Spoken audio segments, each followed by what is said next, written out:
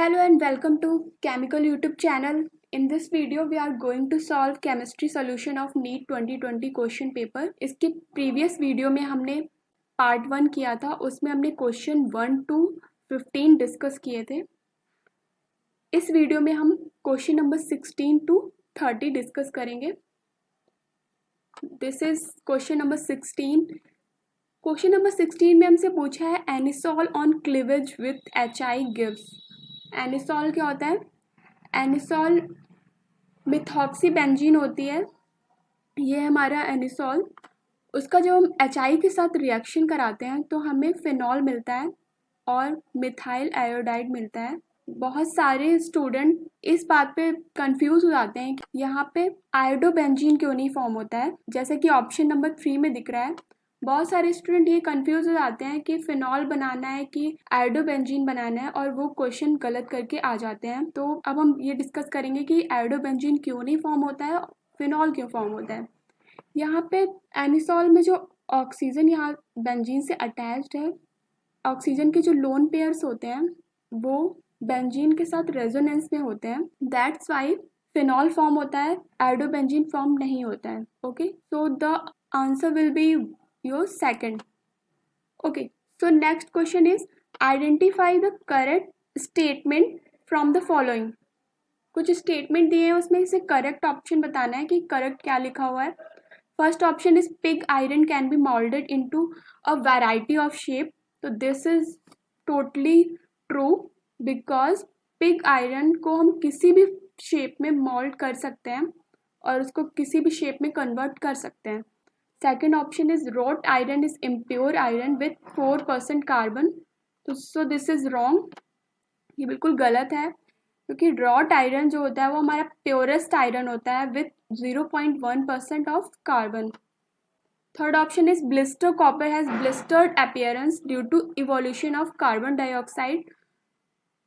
Blister copper जो होता है उसका ब्लिस्टर्ड अपीयरेंस कार्बन डाइऑक्साइड की वजह से नहीं होता है, सल्फर डाइऑक्साइड की वजह से होता है। So this is wrong. Fourth option is vapour phase refining is carried out for निकल बाय वेन आर्कल मेथड। तो निकल का जो वेपर फेज रिफाइनिंग करते हैं हम लोग, वो मॉन्ड प्रोसेस से करते हैं, ना कि वेन आर्कल मेथड से। This is also wrong. So our correct option is first. Next question, for the reaction 2 molecule of chlorine is converted into chlorine gas Cl2 gas. यहाँ पे क्या हो रहा है कि 2 molecule ऑफ Cl is converted into 1 molecule of Cl2। यहाँ पे मॉलिक्यूल डिक्रीज हो रहे हैं, 2 से 1 कन्वर्जन हो रहा है। So the number of molecule decrease हो रहे हैं, तो रैंडमनेस ऑफ सिस्टम डिक्रीज हो जाएगी। So entropy will be negative. So entropy will be less than 0। Entropy हमारी क्या होती है? एंट्रोपी हमारी measure of randomness of system. तो जितनी रैंडमनेस ऑफ सिस्टम होगी उतनी ही ज़्यादा एंट्रोपी होगी। अब यहाँ पे रैंडमनेस ऑफ सिस्टम डिक्रीज हो रही है, तो हमारी एंट्रोपी जो है वो डिक्रीज हो जाएगी, तो दैट विल बी नेगेटिव। अब इंथैल्पी पूछी गई, वो नेगेटिव होगी कि पॉजिटिव होगी? इंथैल्पी क्या होती है? यहाँ पे हमारा Cl बॉन्ड फॉर्मेशन हो रहा है, Cl बॉन्ड फॉर्मेशन हो रहा है, उसकी वजह से ये रिएक्शन जो होगी वो एक्सोथर्मिक रिएक्शन होगी, heat will be evolved, so the enthalpy will be negative. So our correct option will be first. Question number 19, identify compound X in the following sequence of reaction. ये reaction sequence दी है, इसमें टॉल्विन से conversion हो रहा है benzaldehyde में। तो यहाँ पे जो इंटरमीडिएट जो X है हमारा, वो हमें बताना है कि X हमारा जो फॉर्म हो रहा है वो क्या हो रहा है। टॉल्विन का यहाँ पर फ्री रेडिकल क्लोरीनेशन हो रहा है, तो टॉल्विन में कितने हाइड्रोजन है? हमारे 3 हाइड्रोजन है।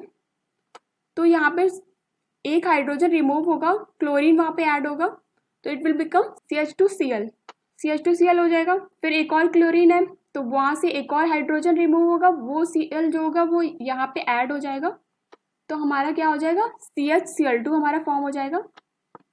That will be your X। तो इसका जब हम लोग हाइड्रोलिसिस कराएंगे वो हमारा बेंजल्डिहाइड में कन्वर्ट हो जाएगा, तो हमारा जो करेक्ट ऑप्शन होगा वो होगा फोर्थ। क्वेश्चन नंबर 20, मैचिंग करनी है। यहाँ पे कुछ ऑक्साइड्स दिए गए हैं, उनका नेचर यहाँ पे गिवन है, वो हमें बताना है कि इन ऑक्साइड्स का नेचर क्या क्या होगा। तो हमें एक बात याद रखनी है कि जो न्यूट्रल ऑक्साइड्स होते हैं वो हमारे उसके जो एग्जाम्पल्स होते हैं वो होते हैं carbon monoxide, NO and N2O। ये हमारे सारे न्यूट्रल ऑक्साइड्स होते हैं। तो जब भी हम क्वेश्चन में देखेंगे कि CO मिल रहा है, NO मिल रहा है या फिर N2O मिल रहा है, तो वो हमारे सारे न्यूट्रल ऑक्साइड्स हो जाते हैं। तो CO will be your neutral oxide. अब यहाँ पे बेरियम ऑक्साइड है। बेरियम हमारा S ब्लॉक से बिलोंग करता है। S ब्लॉक के जितने भी ऑक्साइड्स होते हैं वो हमारे बेसिक नेचर के होते हैं, बिकॉज जब S ब्लॉक के ऑक्साइड्स का जब हम लोग वाटर के साथ रिएक्ट कराते हैं तो हमारा वो एल्कलाइन सोल्यूशन देते हैं, इस वजह से ऑक्साइड्स जो होते हैं वो हमारे बेसिक हो जाते हैं। तो barium oxide will be basic oxide. यहाँ पे एल्यूमिनियम ऑक्साइड दिया है। एल्यूमिनियम ऑक्साइड हमारा हमेशा एम्फोटरिक ऑक्साइड्स होता है। क्लोरीन का ऑक्साइड दिया है। क्लोरीन जो होता है हमारा ग्रुप 17 से बिलोंग करता है। जो ग्रुप 17 के जितने भी ऑक्साइड्स होते हैं वो हमारे एसिडिक होते हैं, क्योंकि उनका जब वाटर के साथ रिएक्ट कराते हैं हम लोग उन ऑक्साइड्स का, तो वो एसिडिक सोल्यूशन देते हैं। जैसे कि H2SO4 है हमारा, वो सल्फर ऑक्साइड का वाटर में रिएक्ट कराने पे हमें H2SO4 मिलता है, तो वो हमारा एसिडिक नेचर का होता है, इसलिए SO2 भी हमारा जो होता है वो एसिडिक नेचर का होता है।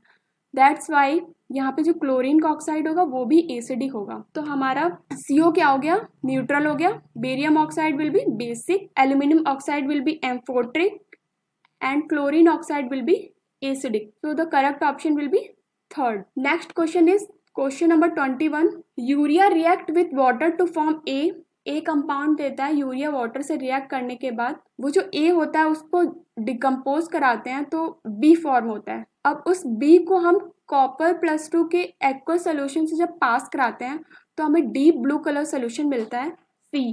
तो हमें ये बताना है कि जो C फॉर्म हो रहा है उसका फॉर्मूला क्या है। तो यूरिया का फॉर्मूला होता है NH2CONH2। उसका जब वाटर के साथ रिएक्ट कराते हैं तो हमें साइनेट मिलता है और अमोनियम आयन मिलता है। ये इसको जब कंबाइन कराते हैं ये हमारा अमोनियम साइनेट होता है। ओके, NH4CnO ये हमारा हो जाएगा A। इसको जब डिकम्पोज कराएंगे तो हमें अमोनिया मिलता है और साइनिक एसिड मिलता है। तो यहाँ पे अमोनिया जो होगा हमारा वो हो जाएगा B।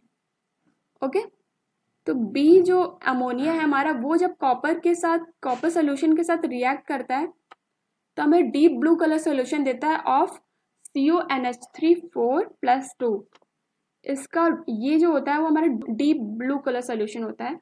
So the correct option will be your third. Next question is question number 22. On electrolysis of dilute sulfuric acid using platinum electrode, the product obtained at anode will be.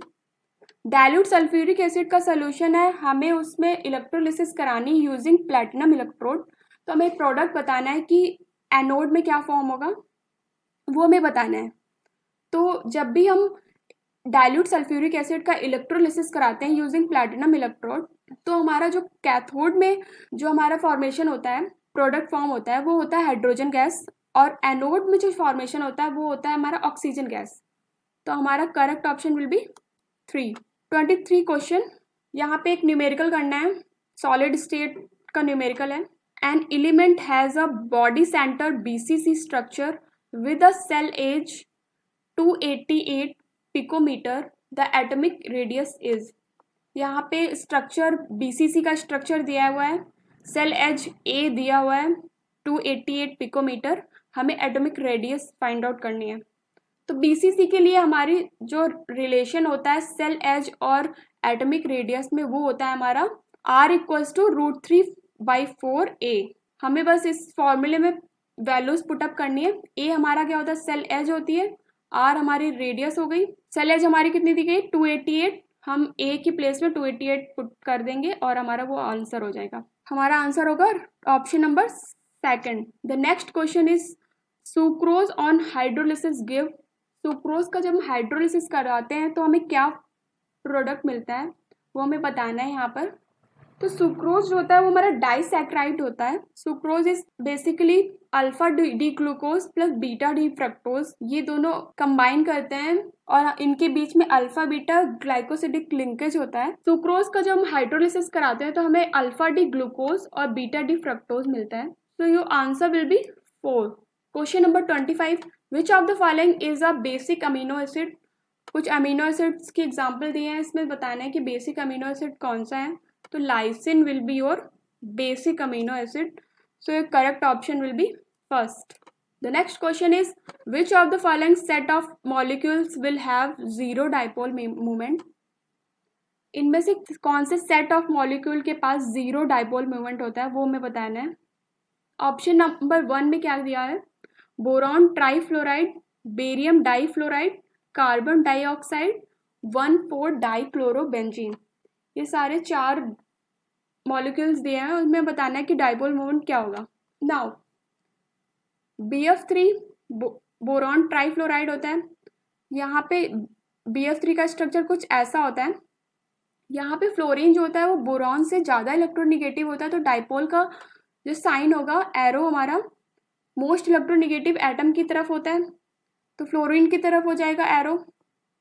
तो सारे dipoles का जो direction है वो opposite direction में है सारा, तो dipole will be cancel each other. So your dipole moment will be 0. Beryllium difluoride के केस में क्या होता है, यहाँ पे फ्लोरीन जो होता है बेरिलियम से ज़्यादा इलेक्ट्रोनिगेटिव होता है, तो arrow will be in the side of fluorine. So your ये दोनों डाइपोल जो होंगे एक दूसरे को कैंसिल करेंगे, तो डाइपोल मोमेंट विल बी 0.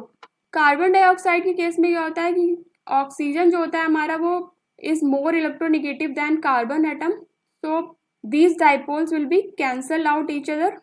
तो यहाँ पे भी डाइपोल मोमेंट क्या हो जाएगा, 0. अब 1,4-डाइक्लोरोबेंजीन की बात कर लेते हैं. तो यहाँ पे जो ये वाला क्लोरीन है वो कार्बन से अटैच्ड है, तो क्लोरीन जो होता है हमारा ज़्यादा इलेक्ट्रोनिगेटिव होता है देन कार्बन एटम, तो डाइपोल का डायरेक्शन क्लोरीन की तरफ होगा.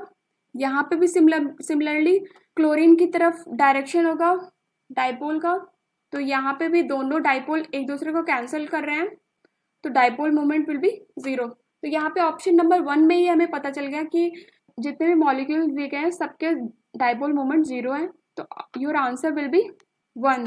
क्वेश्चन नंबर 27, एक न्यूमेरिकल करना है. क्वालिटेटिव प्रॉपर्टीज ये न्यूमेरिकल है. यहाँ पे गिवन क्या क्या है.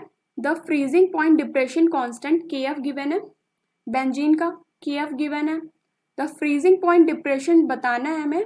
सोल्यूशन की मोलैलिटी है 0.078 मोलल सोल्यूशन है. हमें फ्रीजिंग पॉइंट डिप्रेशन बताना है. डेल्टा TF जो होता है वो हमें बताना है कि क्या होगा. तो the relation between freezing point depression and the depression constant is delta TF equals to KFM. तो यहाँ पे KF हमारा फ्रीजिंग पॉइंट डिप्रेशन कांस्टेंट होता है, और जो स्मॉल m होता है हमारा वो सोल्यूशन की मोलैलिटी होती है.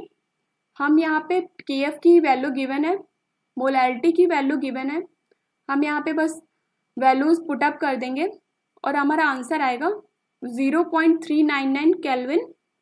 तो approximately will be 0.40 kelvin. So your answer will be 4.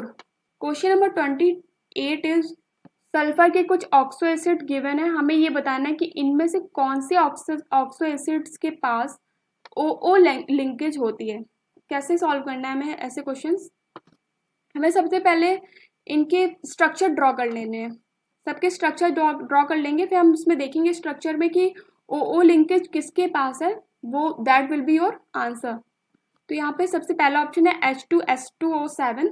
तो यहाँ पे इसका स्ट्रक्चर कुछ ऐसा होता है, तो यहाँ पे कोई भी OO लिंकेज नहीं है, तो ये ऑप्शन तो करेक्ट नहीं होगा. H2SO3 में क्या होता है, स्ट्रक्चर कुछ ऐसा होता है, तो यहाँ पे भी OO लिंकेज हमें दिख नहीं रही है, तो आंसर ये भी नहीं होगा. H2SO4 में भी सिमिलरली हमें कुछ भी नहीं दिख रहा है, OO लिंकेज नहीं दिख रही है. H2S2O8 में क्या होता है, स्ट्रक्चर कुछ ऐसा होता है, तो यहाँ पे हमें OO लिंकेज दिख रही है, तो आंसर हमारा यही होगा. Answer will be 4. The next question is HCl was passed through a solution of CaCl2, MgCl2 and NaCl. Which of the following compound crystallizes जब हम CaCl2, MgCl2 और NaCl से HCl पास करा रहे हैं तो इनमें से कौन सा कंपाउंड क्रिस्टलाइज हो जाता है? तो हमारा जो NaCl होता है वो हमारा सिर्फ क्रिस्टलाइज होता है और कोई भी क्लोराइड क्रिस्टलाइज नहीं होता है. So the answer will be your free. The next and last question is measuring zeta potential is useful in determining which property of colloidal solution. colloidal solution की प्रॉपर्टीज गिवन है. हमें ये बताना है कि जीटा पोटेंशियल मेजरमेंट इनमें से कौन सी प्रॉपर्टी को डिटरमाइन करने के लिए यूजफुल होता है. तो जीटा पोटेंशियल जो होता है वो हमारा स्टेबिलिटी ऑफ कोलाइडल पार्टिकल को बताता है. तो हमारा ये आंसर होगा 4th. तो इस वीडियो में हमने क्वेश्चन नंबर 16 to 30 सॉल्व किया है. नेक्स्ट पार्ट में हम 31 से 45 क्वेश्चन सॉल्व करेंगे. वो हमारा पार्ट 3 होगा. Thank you so much for watching.